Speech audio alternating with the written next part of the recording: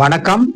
தேர்தல் ஆணையர் சதி ஒருபுறம், ஓவைசி, பிரசாந்த் கிஷோர், சிராக் பாஸ்வான் மறுபுறம், காணாமல் போன காங்கிரஸ். இதை பத்தி பேச போறோம். அன்பு உறவுகளே, உங்களுடைய தொடர் ஆதரவுக்கு நன்றி. தொடர்ந்து ஆதரவு கொடுங்க. இப்ப இந்த பீகார் எலெக்ஷனை பத்தி பேசும்போது நமக்கு இந்த கோணத்துலதான் நம்ம இதை பேச விரும்புறோம். முதல்ல பாத்தீங்கன்னா, நான் எப்படி சொன்ன மாதிரி தேர்தல் ஆணையத்தினுடைய ஓட்டு திருட்டு அந்த சதி ஒரு புறம், அது பாஜக RSS கும்பலோட சேர்ந்து அது பண்ண சதி ஒரு புறம் காங்கிரஸ் தோல்விக்கு மிக மிக முக்கியமான காரணமா இருக்கு. ரெண்டாவது பாத்தீங்கன்னா, சிராஜ் பாஸ்வான், பிரசாந்த் கிஷோர் மற்றும் ஓவைசி, இவங்க 3 பேரும் இந்த பெரும்பான்மையான சிறுபான்மை மக்கள் ஓட்டு இருக்கு பாருங்க, RJDக்கும் காங்கிரஸுக்கும் தொடர்ந்து கிடைச்சிட்டு இருக்க இந்த சிறுபான்மை மற்றும் யாதவ் மற்றும் முஸ்லிம் இவங்க ஓட்டுகளை பிரிச்சு எடுத்துருக்கிறாங்க, தலித் ஓட்டு உட்பட. சோ இப்ப இதுவுமே சேர்ந்து ஒரு பக்கம் இடி காங்கிரஸுக்கு. முதல் பக்கம் தேர்தல் ஆணைய சதி மூலமாக ஒரு பெரிய இடி. ரெண்டாவது இந்த 3 பேருடைய இவங்களை RJD காங்கிரஸ் அரவணைக்காம எதிரணிக்கு போக விட்டது ரெண்டாவது மிகப்பெரிய குற்றமா இருக்கு. மூன்றாவது பாத்தீங்கன்னா, உங்களுக்கு எல்லாருமே தெரிஞ்சது, கடைசி தேர்தல் அறிவிக்கப்படுறதுக்கு சில மணி நேரங்களுக்கு முன்னாடி அறிவிக்கப்பட்ட இந்த 10,000 தொகை செலுத்தப்பட்ட தொகை அறிவிப்போட நிக்கல. அவங்க அந்த பணம் அந்த பெண்களுடைய வங்கி கணக்குல போயிடுச்சு அப்படிங்கிறத பாக்குறோம். ஆக இந்த 3 ஃபேக்டர்ஸ் தான் மெயினா RJD காங்கிரஸ் துளைத்து எறியப்பட்டதுக்கான மிக முக்கியமான காரணமா நம்ம பாக்குறோம். இதுல மேலும் இந்த இப்ப வர அந்த ஸ்டாட்டிஸ்டிக்கல் இன்ஃபர்மேஷன் பாஜகவும் நிதிஷ்குமாருடைய பார்ட்டியும் ஏறக்குறைய 2 பேருமே சரிசமமா வாங்கியிருக்காங்க. அவங்க ரொம்ப 1-2 MLA சீட்டு தான் வித்தியாசத்துல அவங்க 2 பேரும் ஏறக்குறைய 202 சீட்டை அவங்களே எடுத்துக்கிட்டாங்க அப்படிங்கிறத பாக்குறோம். மீதி உள்ளதுலதான் அவங்க ராம்விலாஸ் பாஸ்வானுடைய மகன் சிராஜ் பாஸ்வானுடைய கட்சியா ஒரு 19 ஜெயிச்சிருக்கு அப்படிங்கிறத பாக்குறோம். மற்றபடி ஓவைசியும் கொஞ்சம் ஜெயிச்சிருக்கிறாரு. சோ இது எல்லாமே சேர்ந்துதான் RJD காங்கிரஸ் கூட்டணியை, அதான் மகாகத்பந்தன் கூட்டணியை மிகப்பெரிய ஒரு பாதாளத்துல தள்ளி இருக்கு அப்படிங்கிறத பாக்குறோம். இப்ப இதுல பாஜக, தேர்தல் ஆணையம், RSS இந்த இவங்களுடைய சதியை நம்ம பார்க்கும்போது இது என்னன்னா, நம்ம ஏற்கனவே தெரியும், 65 லட்சம் வாக்காளர்கள் அந்த பட்டியலிருந்து நீக்கப்பட்டிருக்காங்க அப்படிங்கிறது ஒரு பக்கம். அதான் அந்த நீக்கப்பட்ட 65 லட்சமே முக்காவாசி பேர் இந்த RJD காங்கிரஸ் மகா கூட்டணிக்கு போடக்கூடியவங்களா பார்த்துதான் அவங்க கழிச்சு கட்டப்பட்டிருக்கிறாங்க அல்லது அந்த லிஸ்ட்ல இருந்து நீக்கப்பட்டிருக்காங்கிறது அது தேர்தல் ஆணையத்தினுடைய மிகப்பெரிய ஒரு சரியா தான் நம்ம பார்க்கணும். ஏன்னா அதை புறந்தள்ளிட முடியாது. காங்கிரஸ் உழைக்கல, இல்ல RJD சரியா உழைக்கல, ஒற்றுமையா இல்லைங்கிறதெல்லாம் 2வது பட்சம், அது இருக்கு. ஆனா நம்ம முக்கியமா இதுல கருத வேண்டியது இந்த தேர்தல் ஆணையம் ஞானேஷ்குமார் தலைமையில் மக்களுக்கு எதிராக அல்லது சிறுபான்மை மற்றும் தலித் மக்களுக்கு எதிராக பீகார்ல செய்த மிகப்பெரிய சதி இந்த மகா கட்பந்தன் அல்லது இந்த இந்தியா கூட்டணிக்கு மிகப்பெரிய தோல்வியை கொடுத்திருக்குங்கிறதுல அவங்களுடைய ரோலை நம்ம குறைச்சே மதிப்பிட முடியாது. சில பேர் சொல்ற மாதிரி தோத்த பிறகு இவங்க இந்த SIR தப்பு சொல்றாங்க, இல்ல தேர்தல் ஆணையத்தை தப்பு சொல்றாங்க, மற்றபடி இவங்க உழைக்கலைங்கிறது அது ஒரு பக்கம். அது இருந்தாலும் இந்த தேர்தல் ஆணையத்தினுடைய இந்த கூட்டு சதியை நம்ம புறம் தள்ளிவிட முடியாது முதல்ல.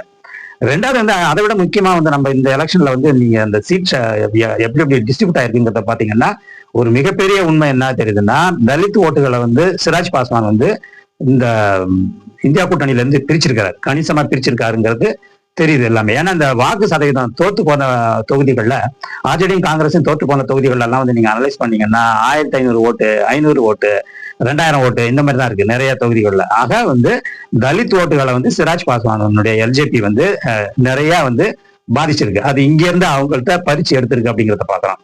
அதே மாதிரி ட்ரெடிஷ்னலா RJDக்கும் காங்கிரஸுக்கும் விழக்கூடிய இந்த காங்கிரஸ் ஐ மீன் முஸ்லிம் ஓட்டுகள் பாருங்க, மைனாரிட்டி ஓட்டு, முஸ்லிம் ஓட்டு, இந்த ஓட்டு ஓவைசியால பிரிக்கப்பட்டிருக்கு அப்படிங்கிறத பாக்குறோம். இவங்க புத்திசாலித்தனமா இருந்தா என்ன பண்ணிருக்கணும், இவங்க ஓவைசியை இவங்க கூட்டணிகளை எப்படியாவது வைத்திருக்கணும். ஈவன் LJPக்கு கூட அவங்க ஒன்றிய அரசுல அவங்க ஆட்சி இருந்தா கூட மாநில தேர்தலை பொறுத்தவரையும் கொஞ்சம் அவங்கள்ட்ட ஒரு சாஃப்டா கூட நடந்திருக்கலாம். அது அதை எதிர்கொள்றதுக்கான எந்த ஸ்ட்ராட்டஜியும் இந்தியா கூட்டணி கிட்ட இல்லைங்கிறத நம்ம பாக்குறோம். ஆக அந்த பக்கம் தலித் ஓட்டுகள் சிராஜ் பாஸ்வான் மூலமாக அங்க போயிடுச்சு. இஸ்லாமியர்கள் ஓட்டு ஓவைசி மூலமாக பிரிக்கப்பட்டு அது பாஜகவும் ஜனதா தள் நிதிஷ்குமாருடைய பார்ட்டியும் ஜெயிக்கிறதுக்கு வழிவகுத்துருச்சு. இவங்களே வந்து இங்க உள்ள ஓட்டுகளை பிரிச்சு எடுத்ததன் மூலமாக அந்த மார்ஜினை குறைச்சு அவங்களுக்கு வந்து ஈஸியா வச்சு வாகியை கொடுத்துட்டாங்க அப்படிங்கிறத பாக்குறோம். இதெல்லாமே அடுத்த இன்னொரு முக்கியமான காரணி வந்து பிரசாந்த் கிஷோருடைய அந்த புது பார்ட்டி. அவங்க வந்து பீகார் முழுவதுமாக அவங்க அந்த தங்களுடைய அந்த வேலையை காமிச்சிருக்காங்க அப்படிங்கிறத பார்க்கலாம். அவங்களுடைய ரோல் இதுல என்னன்னா, அவங்க ஒரு மாற்று அரசியலை பண்றோங்கிற பேர்ல அவங்க வந்தாங்கிறத பாக்குறோம். அப்படி வரும்போது அவருடைய பேச்சில நம்பி சில இந்த எதிர்கட்சியில உள்ள ஓட்டுகள் வந்து சிலது பிரிக்கப்பட்டு களவாடப்பட்டு ஈஸியா வந்து என்டிஏ கூட்டணி வந்து ஜெயிக்கிறதுக்கு வந்து ஒரு மிகப்பெரிய காரணியாக அமைந்தது அப்படிங்கிறது தான் நம்ம இந்த நேரத்துல இதை நம்ம பின் பாயிண்ட் பண்ணி தான் ஆகணும், இதை சொல்லிதான் ஆகணும். ஸோ இப்போ இந்த 3 ஃபேக்டர் தான் மெயினான ஃபேக்டரா நம்ம இந்தியா கூட்டணி தோத்ததுக்கான ஒரு காரணமா நம்ம சொல்ல முடியும்.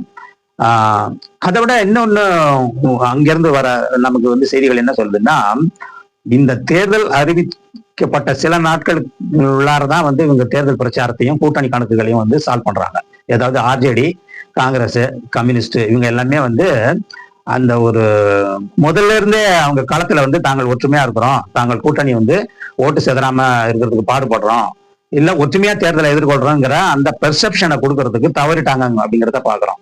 இப்ப எஸ்ஐஆர் சம்பந்தமா அந்த பேரணிகள் எல்லாம் ராகுல் காந்தி வந்து கலந்துகிட்டாரு, வேற சில கூட்டங்கள்ல கலந்துகிட்டாரு ஒழிய இப்ப இங்க தமிழ்நாட்டுல நடந்த மாதிரி இந்தியா கூட்டணி ஒரு ஒற்றுமையான முறையில ஒரு கோஆர்டினேட்டட் எஃபர்ட்டா வந்து தேர்தலை அவங்க அணுகவே இல்லை. கொஞ்ச நாள் வந்து ராகுல் வராரு, அப்புறம் வந்து ஆர்ஜேடி தனியா பேரணி நடத்துறாங்க, தனியா கூட்டம் நடத்துறாங்க. இந்த கூட்டங்களுக்கு அவங்க அதிகமா வரல, அவங்க கூட்டங்களுக்கு இவங்க அதிகமா போகல அப்படிங்கிறதையும் பாக்குறோம். ஆக இந்த கோஆர்டினேட்டட் எஃபர்ட் ஆஃப் இந்தியா கூட்டணி வந்து ரொம்ப மிஸ்ஸிங்கா இருக்கிறதால அது ரொம்ப லேக்கா வந்து பொதுமக்கள் மத்தியில தெரிஞ்சு போச்சு. அந்த பெர்செப்ஷன் வாரிலே பாத்தீங்கன்னா இவங்க ஒற்றுமையா இல்லை. ஏன்னா நம்ம பாக்குறோம் வந்து சீஃப் மினிஸ்டர் கேண்டிடேட் என்னங்கிறத டிசைட் பண்றதுக்கே வந்து ரொம்ப நாள் இழுத்து அடிச்சிச்சு அப்படிங்கிறத பாக்குறோம். அதே மாதிரி நிறைய இடங்கள்ல வந்து போட்டி கேண்டிடேட்ஸை வந்து 2 கட்சியுமே போட ஆரம்பிச்சிட்டாங்க அப்படிங்கிறத பாக்குறோம். அப்ப இது மக்கள் மத்தியில வந்து என்ன மாதிரியான ஒரு பெர்செப்ஷன் கொடுக்குதுன்னா, அதாவது இந்தியா கூட்டணிக்குள்ள சரியான அளவு ஒற்றுமை இல்லை அப்படிங்கிற ஒரு பெர்செப்ஷனை கொடுத்துருச்சு. அப்புறமாட்டு வந்து இவங்களுடைய எஃபர்ட் இருக்கு இல்லையா, தேர்தல் பிரச்சாரம், இவங்க வந்து களத்துல வந்து சரியா வேலை செய்யலங்கிறதும் நமக்கு தெரிய வருது. ஏன்னா நிறைய இடங்கள்ல வந்து பூத் ஏஜென்ட்டே போடல இந்த கட்சிகள் வந்து. நிறைய தொகுதிகளில் பூத் ஏஜென்ட் போடாதது ஒரு மிக முக்கியமான காரணம். ஏன்னா ஏஜென்ட்டே இல்லைன்னா அங்கே யார் வந்து ஒர்க் பண்ணுவாங்க? ஏஜென்ட் இருந்தா தானே, ஒரு பூத் லெவல் ஏஜென்ட் தானே அங்கே வீடு வீடு போய் பிரச்சாரம் பண்ண முடியும். ஸோ அது அந்த லேக்கும் நம்ம மக்களுக்கு தெளிவா தெரிஞ்சு போச்சு அப்படிங்கிறத பார்க்குறோம். அப்புறமா வந்து அப்கோர்ஸ் அந்த கடைசி நேரத்துல நிதிஷ் பண்ண அந்த 10,000ங்கிறது வந்து அது பெரிய அளவுல விமன் ஓட்டர்ஸை வந்து கவர்ந்துருக்குங்கிறத பாக்குறோம். ஒண்ணு விமன் ஓட்டை வந்து 10,000 கவர்ந்துச்சு.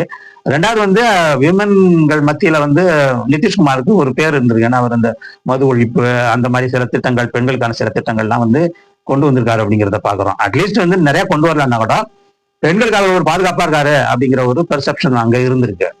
இதெல்லாமே சேர்ந்துதான் வந்து காங்கிரஸ் கட்சியும், அதாவது ஆர்ஜேடி காங்கிரஸால படுதோல்வி அடைஞ்சிருக்கு அப்படிங்கிறத பாக்குறோம். அதே மாதிரி ஆர்ஜேடியால காங்கிரஸும் வந்து படு மோசமான தோல்வியை சந்திச்சிருக்கு அப்படிங்கிறதையும் பாக்குறோம். ஆக நமக்கு இந்த காணொலி மூலம் சொல்லிக்கிறது என்னன்னா, முதல்ல வந்து தேர்தல் கமிஷனரோட அந்த சதி வேலை, ரெண்டாவது அந்த முப்பெரும் ஸ்பாயிலர்ஸ் இருக்காங்க பாருங்க, பிரசாந்த் கிஷோர், சிராஜ் பாஸ்வான், ஓவைசி, இவங்களுடைய ஓட்டு இங்க இருந்து இந்த அணில இருந்து இவங்க பெரும்பான்மையான ஓட்டை பிரிச்சு அதை வந்து தேசிய முன்னணிக்கு வந்து சாதகமா ஆக்கியிருக்காங்கிறது ரெண்டாவது. மூன்றாவது வந்து குறிப்பாக வந்து இந்த அணில பிரச்சாரத்துல வந்து இவங்களுக்குள்ள ஒரு ஒற்றுமை இல்லாத இந்தியா கூட்டணியினுடைய அந்த செயல்பாடுகள், அப்புறம் நிதிஷ்குமாருடைய அந்த ஒரு 10,000 ரூபாய் பணம், இதெல்லாமே சேர்ந்துதான் வந்து காங்கிரஸ் படுகொழியிலையும் ஆர்ஜேடியும் வந்து தோல்வி முகத்திலையும் கொண்ட தள்ளி விட்டுருக்கு அப்படிங்கிறதா நம்ம இந்த நேரத்துல தெரிவித்த கருத்தாகும். இன்னொரு அமர்வுல வேற ஒரு விடயத்தை பார்ப்போம். நன்றி, வணக்கம்.